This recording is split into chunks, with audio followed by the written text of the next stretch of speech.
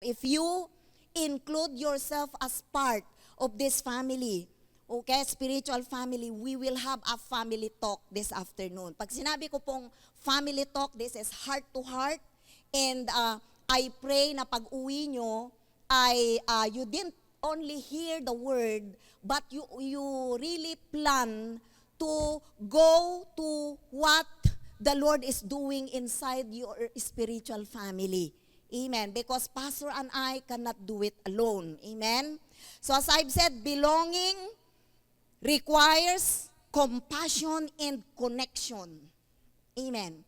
Ito po yung pag sinabi mong love, ito po yung you roll up your sleeves. And love is something that we do something. Hindi yung love na sa bibig lang. Amen. So every church has a culture inside. Yung kultura, yung ginagawa inside the church.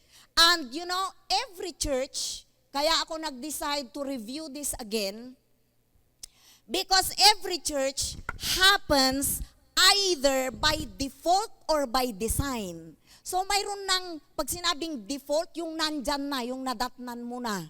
Amen? Yung kalakaran, yung ginagawa. When Jesus have seen people inside the temple during his time, and they are selling, you know, whatever merchandise that they are selling, that's their culture at that time. Kultura nila, parang okay lang. So, those are the things na pag-uusapan po natin. So, either by default or by design. So, nade-desenyo ang kultura according to what the word is telling us upang lahat po tayo ay mag-mature. Yun po yung ating goal dito. You become what person that the Lord wants you to become. So it is God's design for you and for me to belong to a church family where you belong. Nakukuha po natin, disenyo ng Diyos na hindi ka palutang-lutang.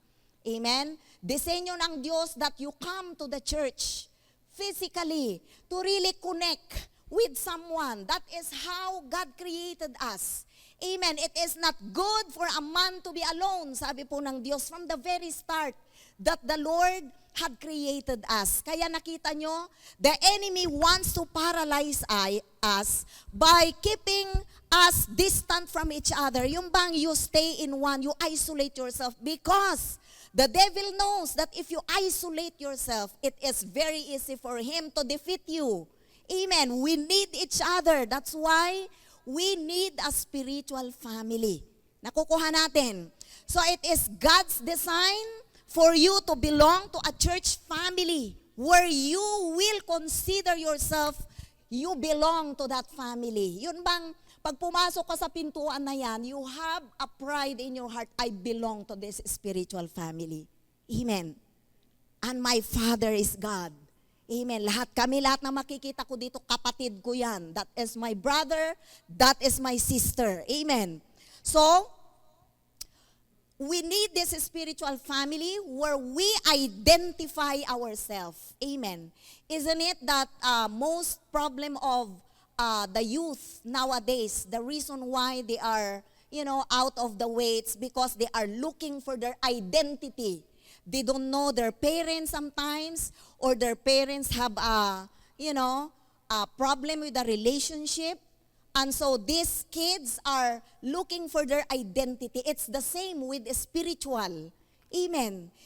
Belongingness to a church is very important because that is where you identify yourself. Hindi ka ulila. Amen. You are not an orphan. Amen.